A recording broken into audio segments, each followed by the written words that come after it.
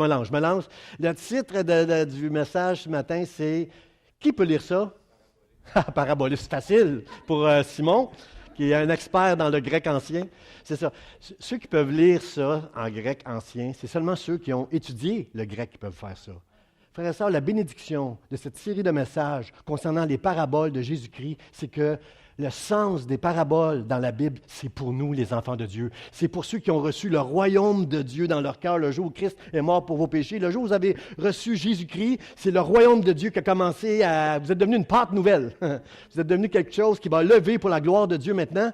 Et c'est ça la bénédiction, c'est pour nous, frères et sœurs. Et c'est depuis, Dieu a eu cette pensée vous savez, le royaume de Dieu, c'est la présence et la gloire de Dieu ici au milieu de nous.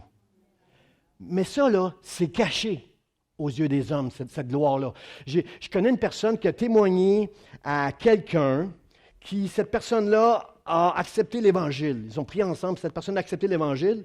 Puis lorsqu'à un moment donné, cette personne-là, elle est décédée, puis la personne qui avait témoigné a dit à ses enfants, « Vous savez, cette personne-là, maintenant, c'est un enfant de Dieu, c'est un croyant, c'est une croyante. » Puis là, les enfants ont dit, « Moi, je n'ai pas vu ça. » Parce que, frères et sœurs, le royaume de Dieu, il est caché dans notre cœur. Ne méprisez pas, la Bible dit, les faibles commencements. Ce qui commence petit va devenir très grand. Par la grâce de Dieu, par la gloire de Dieu. Il y a un pharisien qui a dit à un moment donné à Jésus-Christ, « Quand est-ce qu'on va voir le royaume de Dieu? » Jésus dit, la gloire de Dieu ne vient pas de façon à frapper les regards. Ça commence tout petit. C'est caché aux yeux des hommes, mais pour nous, frères et sœurs, on peut se réjouir dans la présence de Dieu parce que la gloire de Dieu, elle est au milieu de nous, dans chacun de vous qui avons cru. La gloire de Dieu, ce n'est pas un lieu physique quelque part. Elle est ici ce matin alors que nous nous rassemblons au nom de Jésus-Christ. Je peux voir la gloire dans plusieurs d'entre vous. Et juste un passage où Jésus nous parle de cette... Le texte qu'on va regarder ensemble, c'est le verset 33, mais au verset 34-35, Jésus dit à la foule toutes ces choses en parabole, et il ne lui parlait point sans parabole, afin que s'accomplisse ce qui avait été annoncé par le prophète. J'ouvrirai ma bouche en parabole et je publierai des choses cachées depuis la création du monde. Oh, j'ai entendu juste, mais on aurait dû être rempli de joie, frères et sœurs, parce que depuis la création du monde, malgré ce qui s'est passé dans le ciel avec Satan, malgré le péché qui est entré dans le monde avec Adam et Ève, frères et sœurs, depuis la création du monde, Dieu avait son plan. Le royaume de Dieu allait venir surpasser le mal par notre foi, au travers de la grâce de Dieu, frères et sœurs. Tout ce qui est, comment le mal peut vaincre le royaume de Dieu, frères et sœurs. Malgré tout le mal qui prend place autour de nous, frères et sœurs, et on va voir ça dans l'actualité de plus en plus jusqu'à la fin, le royaume de Dieu il est plus grand, il est plus fort. Mais il est caché. Il est caché dans vous, il est caché dans moi. Et à un moment donné, par exemple, alors que le royaume de Dieu est caché en nous, il va devenir tellement grand qu'il va y avoir des effets qui vont être visibles de ce royaume de Dieu. Là, c'est mon sujet ce matin, c'est ça qu'on va regarder ensemble. Le texte qu'on veut regarder, c'est Matthieu chapitre 13, verset 33, qui nous dit, il y a deux textes qui parlent de cette parabole-là, c'est Luc et Matthieu 13. Il leur dit cette autre parabole, « Le royaume des cieux est semblable à du levain, qu'une femme a pris et mis dans 3 mesures de farine, jusqu'à ce que la pâte soit toute levée. » Dites Amen, dites Amen. Seigneur, fais lever la pâte, Seigneur. C'est périlleux pour moi ce matin de me lancer dans une prédication comme ça, surtout avec les pasteurs, mon fils étudiant, maître. C'est périlleux pour moi parce que c'est une des rares paraboles que Jésus n'explique pas. Puis il ne peut pas l'expliquer. Vous savez qu'à un moment donné, Jésus va dire à ses disciples, il y a beaucoup de choses que je pourrais vous expliquer, mais vous ne pouvez pas les porter maintenant. Mais quand le Saint-Esprit viendra, lui, il vous rappellera toutes choses. Il y a une parabole comme ça, Jésus ne pouvait tout simplement pas l'expliquer parce qu'elle n'aurait pas été comprise à l'époque, parce qu'il y a des choses qui n'étaient pas encore accomplies pour que cette parabole-là puisse être bien comprise. Mais aujourd'hui, 2000 ans plus tard, frères et sœurs, cette parole-là, nous pouvons la saisir. Je ne prétends pas que je vais être capable de l'expliquer parfaitement, frères et sœurs, mais je me fie à votre jugement pour voir toute la sagesse qu'il y a dans ce que Jésus voulait enseigner ici, frères et sœurs. L'affaire, c'est que dans toute la Bible, quand tu étudies un passage comme ça, il faut que tu ailles trouver les réponses dans la Bible. Mais toute la Bible, lorsqu'elle parle du levain que cette femme a mis dans 3 mesures de farine, toute la Bible nous parle d'un mauvais levain, le levain du mal. Le levain qui produit en nous toutes les œuvres de la chair.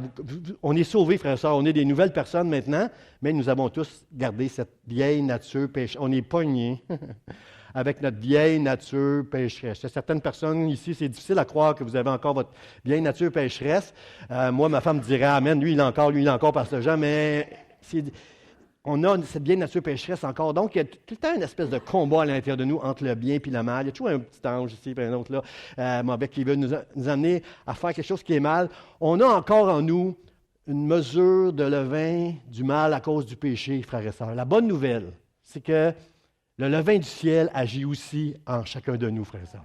Deux sortes de levain qui agit en nous. Le levain qui depuis le péché, mais gloire à Dieu, Jésus dit, il y a le royaume des cieux est semblable. Jésus va nous enseigner beaucoup de choses sur le royaume de Dieu. Mais ce qu'il veut nous enseigner ici, c'est que le royaume de Dieu est semblable à du levain, une mesure de levain qu'une femme a pris et mis dans 3 mesures de farine jusqu'à ce que la pâte soit toute levée. Étant donné que toute la Bible, le levain, c'est quelque chose qui est mal, j'ai fait mon travail, mais quand j'ai commencé à lire des commentaires de plusieurs commentateurs sur ce passage-là, là, c'était comme n'importe quoi. Plusieurs commentateurs, à cause que toute la Bible parle du levain comme quelque chose de mal, pensaient que ce texte-là voulait dire le levain va affecter le royaume de Dieu. Le mauvais levain va affecter. Il comparait cette femme-là à une espèce de Jézabel qui va mettre du levain qui va semer de l'ivraie dans l'Église. On change de parabole, là, et qui va affecter tout le royaume de Dieu. Le royaume de Dieu, frères et sœurs, combien sont d'accord avec moi? Tu ne peux pas affecter le royaume de Dieu. Ce n'est pas parce qu'on est assis ici dans l'Église qu'on fait partie du royaume de Dieu. Le royaume de Dieu ne peut pas être affecté. L'Église va être affectée, frères et sœurs. Comment je pourrais dire? Tout ce qui est de l'homme, toutes nos œuvres, puis tout ce qu'on peut faire pour la gloire de Dieu, ça peut être affecté. Mais le royaume de Dieu, lui, il est pur. Il ne peut pas être affecté. Alors, je vais juste... pour qu'on comprenne toute la merveilleux de ce nouveau levain qui agit dans chacun de nous, frères et sœurs, il faut qu'on parle quand même du vieux levain. Alors, mon premier point, ce matin, que je vais développer avec vous, c'est « Débarrasse-toi du vieux ». Dis à quelqu'un à côté de toi, « Débarrasse-toi du vieux ». Débarrasse-toi du vieux. Frères et sœurs, quand je dis du vieux, là, je suis poli, là. J'ai jamais pensé à l'âge, là. On est tous jeunes ici, mais je parle du vieux levain ici. Le texte que je voudrais qu'on regarde en commencement, qu'on regarde pour se débarrasser, comprendre la pensée de se débarrasser du vieux levain, en passant, Jésus l'a fait pour nous, là. Exode chapitre 12, verset 15. « Pendant 7 jours, vous mangerez des pains sans levain. Dès le premier jour, il n'y aura plus de levain dans vos maisons. Car toute personne qui mangera du pain levé du premier jour au 7e jour sera retranchée d'Israël. » C'était sévère. Dans l'Ancien, à cette époque-là, depuis la loi de Deutéronome jusqu'à aujourd'hui encore les Juifs, quand on fait cette fête des pains sans levain qui arrive en même temps, juste un petit peu avant Pâques et en même temps que Pâques, lorsqu'on célèbre la fête des pains sans levain, tout le monde, aujourd'hui, il n'y a pas grand monde qui fabrique son propre levain à la maison. Si vous voulez faire votre levain maison, vous prenez une mesure de farine égale à de l'eau, puis vous faites fermenter ça à chaleur, puis ça va faire votre propre... Vous irez sur Internet, vous allez trouver le truc, là. Dans ce temps-là, on faisait notre propre levain à la maison. Alors, il y avait pendant la fête des pains sans levain, Dieu voulait enseigner quelque chose à son peuple. Tout le vieux levain, là. Parce qu'on comprend aujourd'hui que il y a un levain qui va nous conduire, qui va fermenter en nous, puis qui va nous amener à faire le mal. Tout le levain que vous allez trouver dans vos maisons, vous allez vous en débarrasser. Puis il va très loin, il dit, car toute personne qui mangera du pain levé le premier jour au 7e jour sera... Il y a un jugement qui va venir avec ça si tu ne te débarrasses pas du vieux levain. Moi, ce n'est pas le jugement comment je pourrais dire? Moi, c'est la bénédiction que je vois à se débarrasser du vieux levain que je vois dans ce texte-là. Je ne vois pas un jugement, je vois une bénédiction. Le vieux levain, frère et sœur, il va nous amener à faire jamais quelque chose de bon. Mais le levain qui vient du ciel va nous amener à devenir des bons et des fidèles serviteurs pour le royaume de Dieu. Si on laisse Dieu agir au travers de nous. Alors, il faut s'en débarrasser, frères et sœurs. Dans l'Ancien Testament, si tu offrais un sacrifice, il fallait que tu offres souvent avec des pains sans levain. Pâques, on le fêtait pendant la fête des pains sans levain. Jésus, lorsqu'il est mort sur la croix, il est venu détruire la puissance du vieux levain qui agissait dans l'homme. Ça, c'est la bonne nouvelle, frères et sœurs. Il a déposé en nous un nouveau levain, frères et sœurs, qui va nous amener tranquillement. Ça ne paraît pas au début. Même que moi, c'était long. Je vous l'ai déjà dit, moi, mon pasteur, là, quand j'étais sauvé, il me dit, il y en a, c'est long, puis je savais qu'il me parlait de moi. Là. Il y en a, c'est long avant qu'il développe. Là. C'est pas une question de marathon, c'est pas on l'a vu la semaine passée, c'est pas une course de vitesse, frère et sœur, mais c'est un long marathon, puis tôt ou tard, frère et sœur, tôt ou tard, puis mieux vaut tard que jamais, le levain du ciel va paraître d'une manière visible dans chacun de nous, frère et sœur. Il faut juste laisser le temps à Dieu de nous travailler. Puis, dans l'Ancien Testament, que tu offres des sacrifices ou des offrandes, il devait y avoir des pains sans levain pour nous rappeler que, frère et sœur, dans le sacrifice de Christ, il y avait quelque chose de pur, frère et sœur, qui nous a ouvert la porte à une pureté qui n'était pas accessible dans notre ancienne nature, mais que maintenant, nous avons accès grâce à Jésus-Christ. Mais je vais le développer encore tantôt un peu. Là. Paul, conscient qu'il ne peut pas avoir de pain sans levain avec Pâques, il dit, dans 1 Corinthiens 5, il va dire, célébrons la fête, je crois que c'est dans le verset 8, il dit, célébrons la fête, non avec un levain de malice et de méchanceté, mais avec des pains sans levain, de pureté et de vérité. Qu'est-ce que Paul est en train de dire aux Corinthiens? Il voit beaucoup de malice, il voit beaucoup de méchanceté. Puis il dit, arrêtons de célébrer cette fête-là avec ce vieux levain-là, mais célébrons-la maintenant avec un levain de vérité, puis c'est quoi l'autre mot que j'ai dit, vérité et pureté? En fait, le mot grec, c'est, pour ceux qui connaissent le grec, là, c'est, dans le grec original, c'était le mot illikrénéa, qui veut dire, dans le fond, être sincère. Frère et sœur, Dieu nous appelle, nous, maintenant, à marcher dans la vérité. Je suis le chemin, la vérité et la vie. Alors, on doit se débarrasser, si on veut se débarrasser du vieux levain, on doit commencer à être vrai, frères et sœurs. Être vrai, ça ne veut pas dire qu'on est parfait. Loin de là. Dis pas amen, chérie. Être vrai, ça ne veut pas dire être parfait. Au contraire, frères et sœurs, si tu reconnais que tu es un pécheur, tu es sur la bonne voie pour devenir une personne qui va, de manière visible, montrer les fruits du royaume de Dieu dans ta vie. Mais nous, les chrétiens, souvent, on choisit d'être dissimulés. On appelle ça la duplicité. On essaie de montrer notre spiritualité. On a tout un beau sourire le dimanche matin. Que Dieu te bénisse, mon frère. Que Dieu te bénisse, ma soeur. Avec un beau gros sourire. Mais on sort d'ici et on parle contre notre frère et contre notre soeur. On laisse agir le mauvais levain. Frères et sœurs, pardonnez-nous nos offenses comme nous pardonnons à ceux qui nous ont offensés. En tant que bon chrétien, on dit, je suis pogné, je suis obligé de pardonner. On pardonne, mais on garde une rancune à l'intérieur de nous. OK, je vais aller l'autre bord, je vous laisse réfléchir ici. Pas eu de réaction. Peut-être c'est bon qu'il n'y a pas eu de réaction. On pardonne, mais on garde une rancune. J'aimerais ça entendre des honnêtes, oui. Oui, pasteur Jean, c'est vrai. On garde ça à l'intérieur de nous, frère et sœur. Je te pardonne. Mais on n'en parle plus, puis on garde ça. Puis on rumine ça. Puis finalement, on garde toujours quelque chose contre un frère, contre une sœur, frère et sœur. Dans les offrandes, il fallait qu'il y ait du pain sans levain, frère, sans malice. C'est pourquoi, quelque part dans le Nouveau Testament, ça dit, si tu as quelque chose contre ton frère ou ta sœur, laisse ton offrande, va vers ton frère, vers ta sœur, te réconcilier, et ensuite, viens, puis tu donneras ton offrande. Là, on va être vrai, frères et sœurs. Mon frère, ma sœur, je te demande pardon.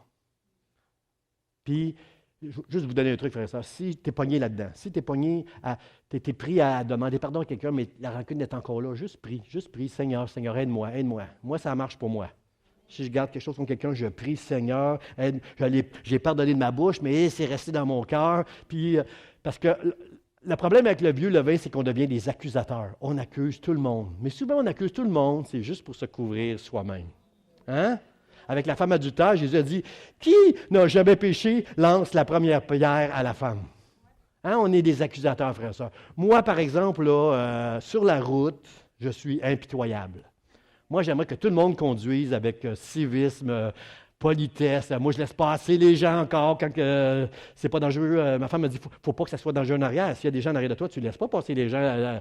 Mais j'essaie de respecter tout le temps le code de la route, moi-même. Et quand je vois des gens qui ne respectent pas, je deviens très frustré. Et j'exprime ma frustration. Et si la petite sœur est à côté de moi, je dois la réprimer, là. J'ai mon épouse qui me donne des coups de coude parce que moi, je voudrais apprendre à tout le monde comment bien conduire. Mes frères et sœurs, je suis le premier des fois, sans le vouloir, à faire quelque chose qui ne se fait pas sur la route. à couper ou à prendre une décision rapide qui va faire que je vais nuire à quelqu'un qui va me crier. Alors, frères et sœurs, on doit être vrai, puis on doit être sincère, frères et sœurs, si on veut permettre au levain du ciel de nous faire lever tout ce qui est bien, tout ce qui est pur, tout ce qui est honorable, frères et sœurs, qui va glorifier Dieu.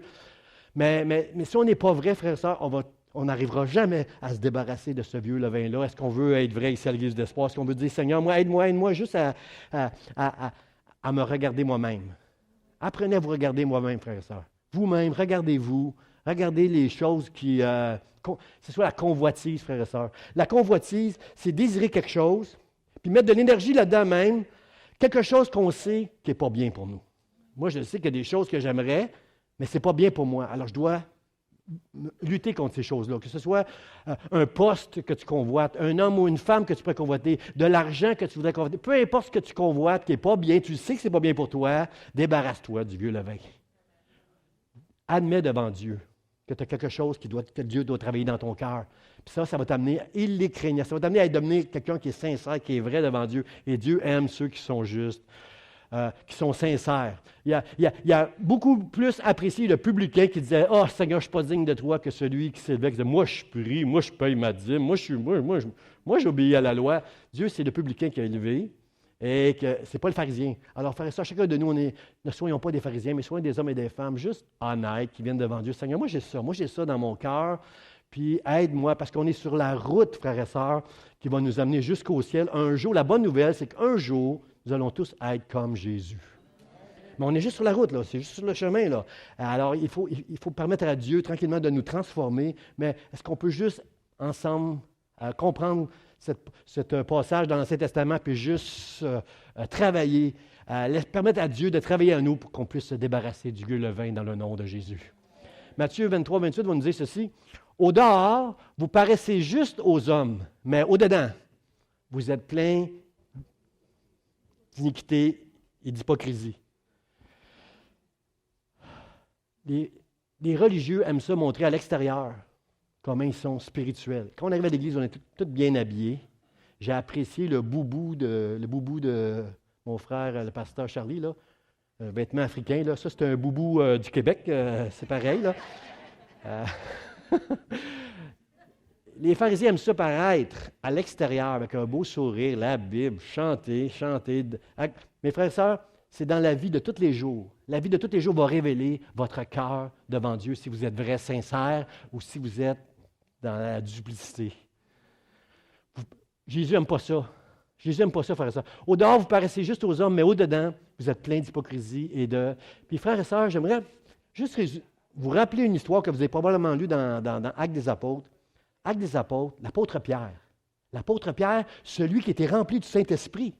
Celui qui a prêché, puis que 3000 âmes sont venues au Seigneur ce jour-là. L'apôtre Pierre. L'apôtre Pierre qui passait, puis son ombre couvrait des malades, puis des malades étaient guéris. L'apôtre Pierre est allé quelque part où Paul et Barnabas faisaient l'œuvre. Il est allé rejoindre l'apôtre Paul, qui avait beaucoup d'honneur pour l'apôtre Paul. Pierre, c'est lui qui a écrit, l'apôtre Paul écrit des choses difficiles à comprendre, mais il aimait l'apôtre Paul comme nous. Puis, à un moment donné, il va manger avec des païens, des non-juifs, des non-circoncis. Mais là, lui, Pierre, il est dans le royaume de Dieu maintenant, là. Il était rempli du Saint-Esprit, il a tout compris. Il a commencé à comprendre beaucoup de choses que Jésus leur a expliquées. Et là, il est quelque part, j'oublie la ville, puis là, il est avec des païens. Il fait comme Jésus, il mange avec des pécheurs. Et là, arrivent en place des Juifs qui sont circoncis, eux, qui sont encore sous la loi, eux autres. Puis il y avait beaucoup de chrétiens à cette époque-là qui étaient encore sous la loi. Les autres, ils arrivent. Et là, qu'est-ce que Pierre fait? Pierre se retire discrètement de la gamme. « Salut les gars, c'est super bon le festin que vous nous avez fait, mais je dois vous quitter. Bye, ciao. » Et il s'en va. Et l'affaire, c'est que Barnabas quand il a vu ça, la Bible dit qu'il s'est fait entraîner par leur hypocrisie. Frères et sœurs, on s'en fiche si ce n'est pas vrai. Mais le problème, c'est que si ce n'est pas vrai, tu vas avoir un impact sur des gens autour de toi. Et c'est ça que Jésus ne veut pas. C'est ça que Jésus déteste. Tout l'impact de ta fausseté, l'impact de...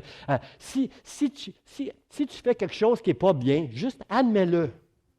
Mais savez-vous qu'est-ce qu'on fait lorsqu'on fait quelque chose qui n'est pas bien? On va trouver deux, trois frères ou des sœurs qui sont amis avec nous, puis on va les mettre alliés avec nous. On va les convaincre que qu'est-ce qu'on fait, c'est juste, au lieu de juste dire, c'est mal, qu'est-ce que j'ai fait.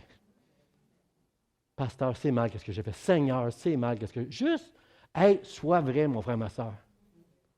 Parce que quelqu'un qui est à terre, moi, quelqu'un qui est à terre, je n'ai pas envie de donner un bon coup, mais quelqu'un qui s'élève au-dessus de tous les autres.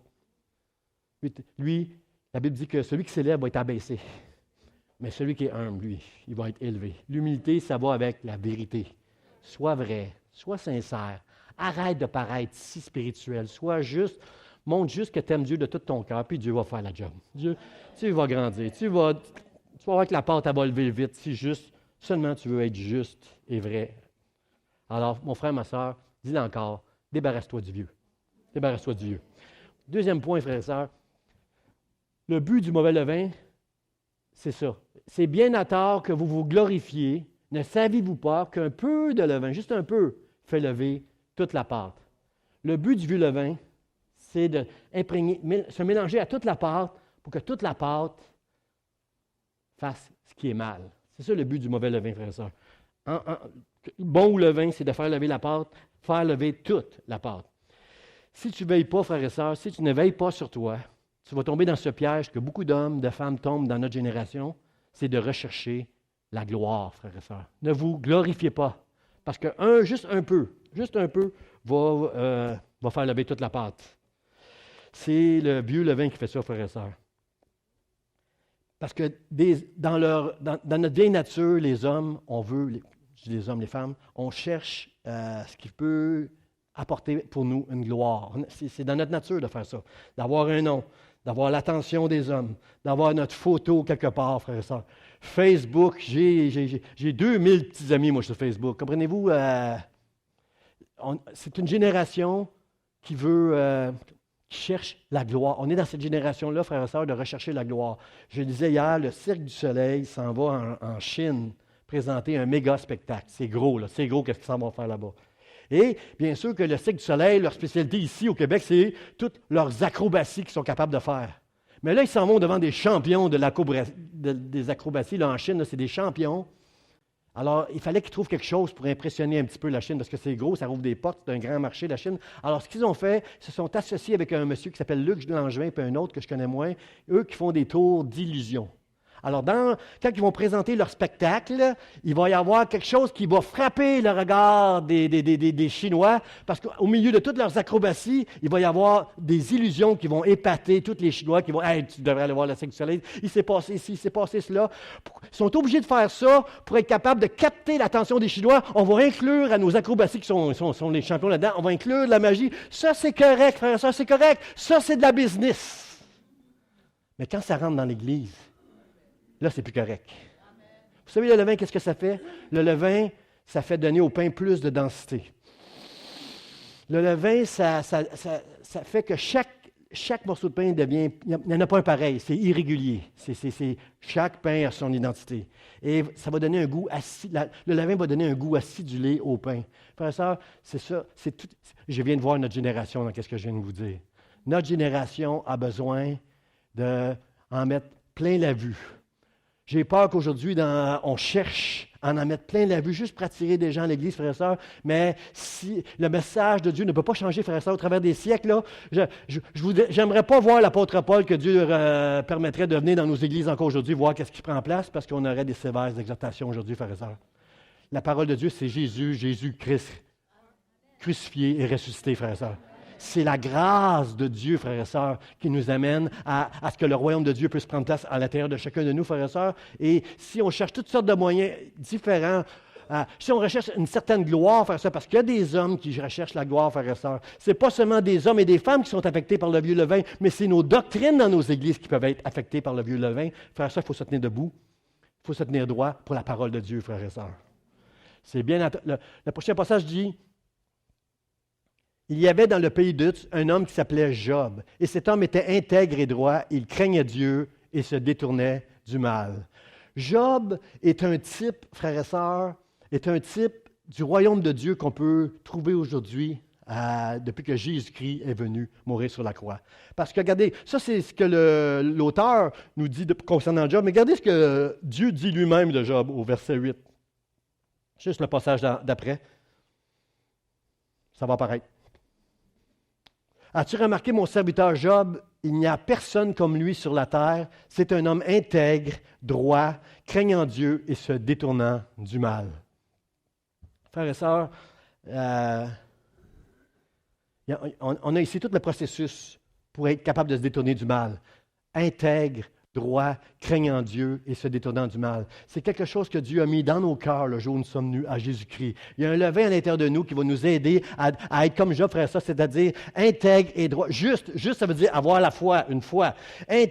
Intègre, droit, craignant Dieu et se détournant du mal. Je vais vous donner juste quelques passages qui vont nous aider à réfléchir sur la sagesse du ciel, qui va nous aider à nous débarrasser du vieux levain. Dans Proverbes, chapitre 3, verset 7, ça dit, c'est pas sur le PowerPoint, « Crains l'Éternel et détourne-toi du mal ».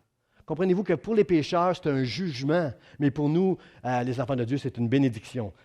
Crains l'Éternel. La crainte de l'Éternel, c'est pas j'ai peur de Dieu, c'est je veux honorer et glorifier Dieu dans ma vie maintenant, par la grâce de Dieu.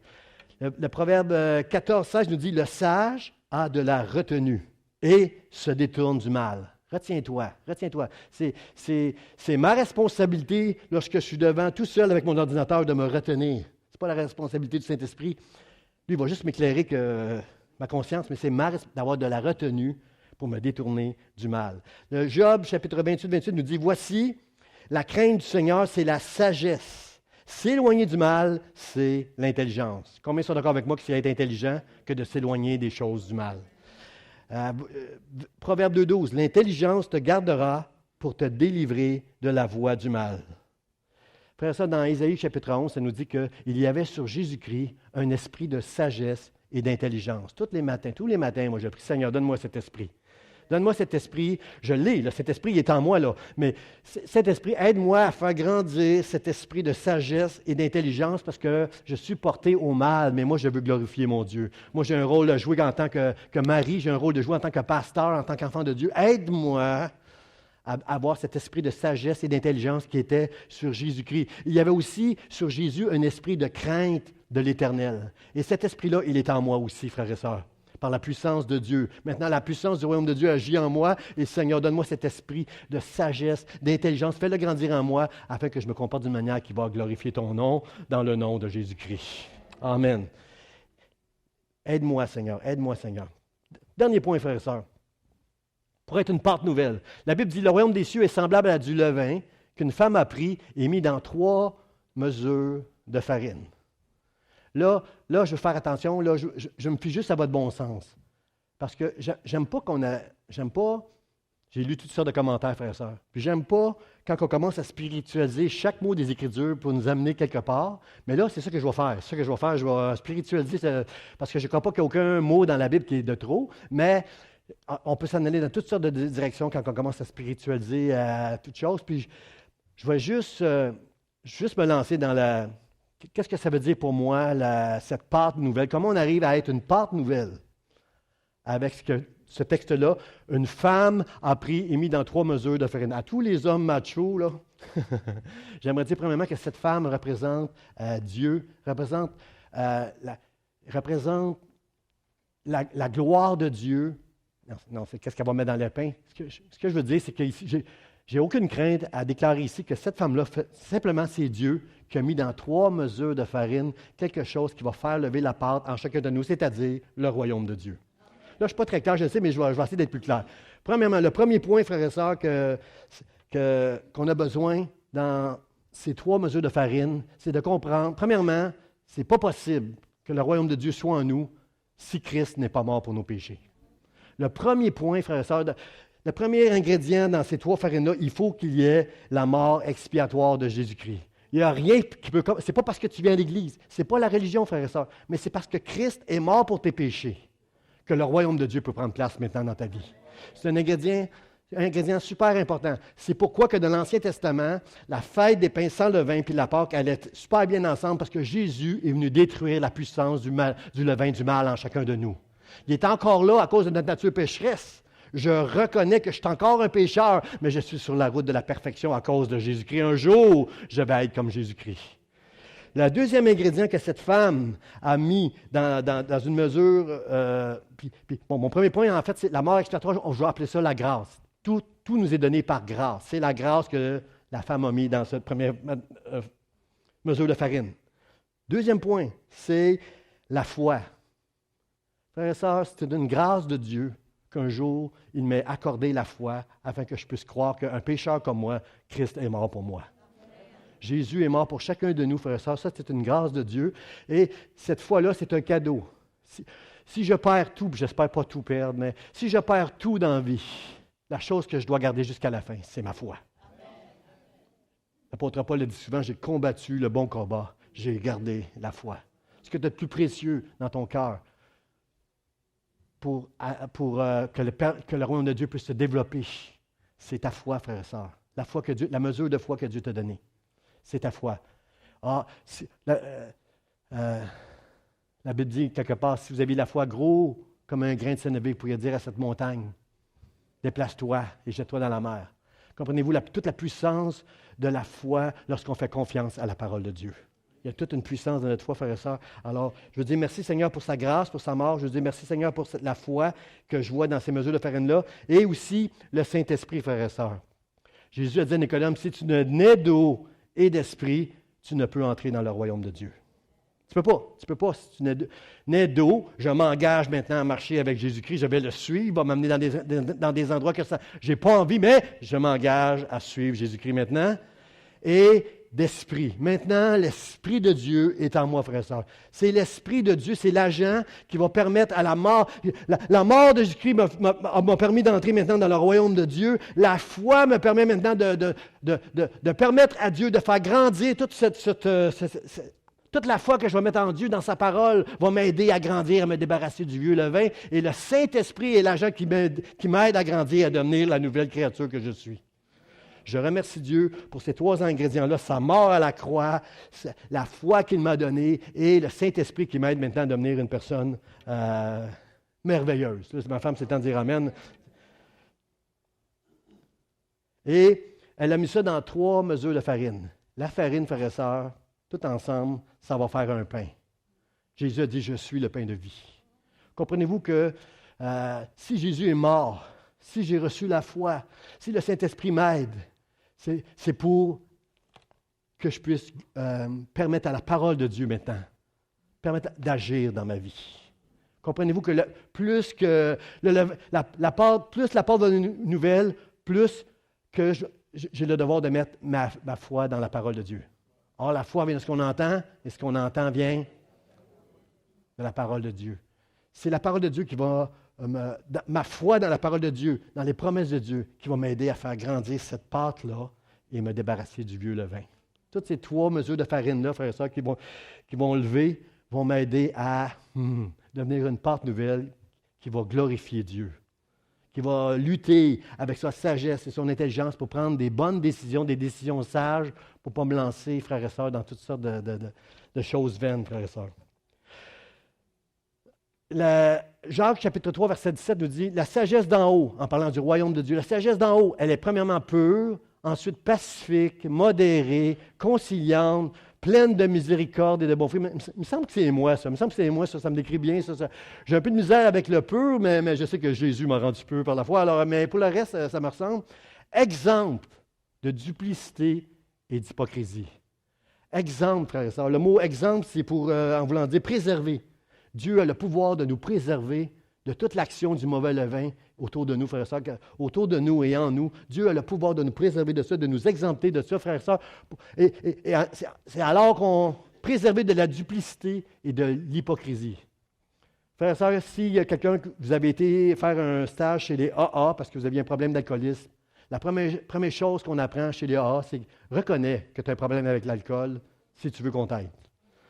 J'ai essayé d'aider un ami à un moment donné que je croyais qu'il avait un problème d'alcool et il me disait arrête, je ne suis pas alcoolique, arrête. Je ne pouvais pas l'aider. Mais un jour, cet ami-là m'a appelé et m'a dit Jean, je veux juste te dire que je suis J'ai été chez Léa, puis je suis correct, là, j'ai plus de problème avec l'alcool. Alors je veux dire, merci au Seigneur. Si tu peux reconnaître qu'il y a en toi de la duplicité, de l'hypocrisie, c'est là que la parole de Dieu, le Saint-Esprit, très fier, va travailler avec toi et va t'aider à faire lever cette pente nouvelle-là qu'un jour va nous amener. Frère, ça, la bonne nouvelle, c'est qu'un jour, dans le ciel, nous allons être comme Jésus. Amen. Ce n'est pas une histoire de religion, mais c'est une histoire de... J'ai mis ma foi en Dieu maintenant. Christ est mort pour moi, il a fait de moi une nouvelle personne. Ce n'est pas la religion, frère et sœur. Pour illustrer ça, là, je parlerai de deux moines. J'ai lu l'histoire de deux moines qui étaient dans la religion, puis ils s'en vont ensemble, puis ils doivent traverser à un moment donné un cours d'eau.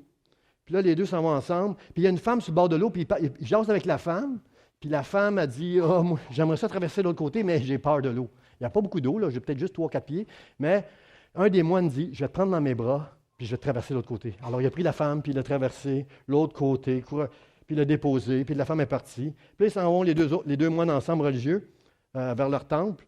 Puis là, un des deux moines, il dit « J'en reviens pas. » L'autre dit « Quoi? J'en reviens pas. T'as touché à la femme. T'as touché à la femme, tu l'as pris dans tes bras. Tout le temps du voyage qu'on a traversé, tu l'avais dans tes bras.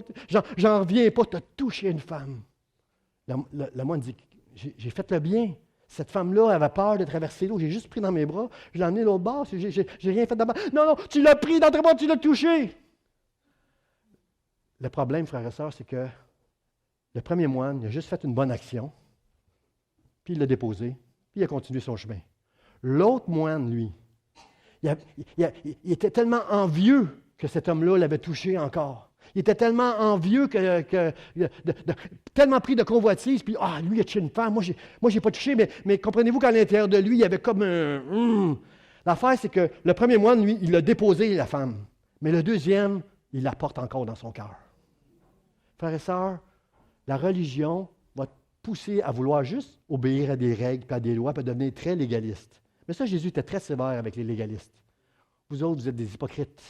Vous faites des longues prières devant tout le monde. Vous payez, vous jeûnez avec un air misérable. Vous êtes hypocrites. Vous êtes hypocrites.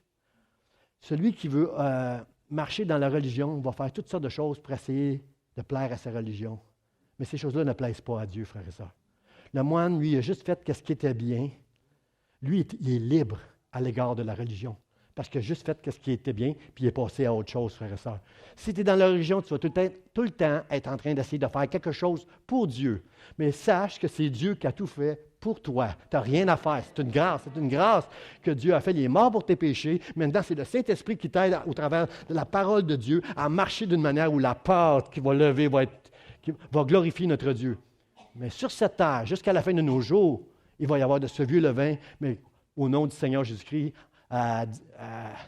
permettons à Dieu de se débarrasser de notre vieux levain, juste en essayant d'être vrais les uns avec les autres, se pardonnant les uns les autres, se servant les uns les autres. Montrons les fruits du royaume de Dieu, de la sagesse d'en haut, par la grâce de Dieu. Voyez-vous toute la différence entre jouer au spirituel et juste être spirituel? Le premier moine, lui, il a juste été spirituel.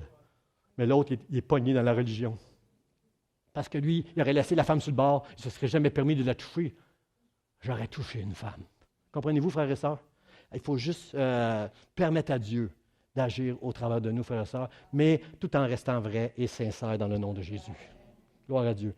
Mon mot de la fin, frères et sœurs, le royaume des cieux est semblable à du levain qu'une femme a pris et mis dans 3 mesures de farine jusqu'à, j'invite les musiciens, jusqu'à ce que la pâte soit toute levée. Frères et sœurs, je vais vous dire quelque chose. Le levain qu'on met dans le pain pour qu'il lève, c'est à la chaleur que ça va fonctionner. C'est sûr que dans ta pâte, il va lever un peu, là. La pâte que tu mets de côté, il va lever un peu, là. Mais c'est dans la chaleur du four que le pain va tout prendre sa grosseur, sa densité, sa beauté, son doré. C'est là son goût. C'est dans la chaleur du four. Frères et sœurs, est-ce que je peux vous dire que notre vieux levain, ou le bon levain du royaume de Dieu, va aussi agir dans la chaleur? C'est quand tu vas être éprouvé. C'est quand tu vas passer des moments difficiles. C'est quand tu vas passer par des temps de tentation que tu vas devoir réfléchir si tu laisses le vieux levain prendre le dessus ou si tu permets à Dieu d'agir en toi pour que le bon levain l'emporte sur tout le vieux levain. C'est dans la chaleur. Parce que l'affaire, c'est que le royaume de Dieu, que nous portons à chacun de nous, c'est jusqu'au ciel qu'on doit le porter. C'est jusqu'à la porte de la mort. C'est jusqu'à temps que je ferme les yeux sur cette terre pour les ouvrir dans le ciel que je dois me battre, frères et sœurs, pour ma foi. Pour permettre à Dieu de se glorifier au travers de moi. Je veux, en tant que pasteur, je veux avoir un impact sur les gens dans mon Église. En tant que mari, je veux un impact sur mon époux, sur mes enfants, sur mes petits-enfants. Je veux avoir un impact. Je veux permettre au bon levain de faire lever toute la pâte nouvelle. Et je m'associe avec l'apôtre Paul pour dire, débarrassez-vous du vieux levain. Fêtons cette fête comme Jésus l'a vu, avec des pains sans levain. Je ne veux pas laisser le mal triompher, même s'il triomphe ponctuellement. Jésus est mort, il a vaincu le monde. Seigneur, que ta victoire et ta puissance agissent maintenant au travers de moi, et de l'Église d'espoir, et de l'Église aux quatre coins du monde. Frères et sœurs, demandons à Dieu ce matin, aide-moi Seigneur, juste à être vrai avec toi pour me débarrasser du vieux levain et que le bon levain du ciel puisse lever jusqu'à ce temps, Seigneur, que je puisse te glorifier dans le nom de Jésus.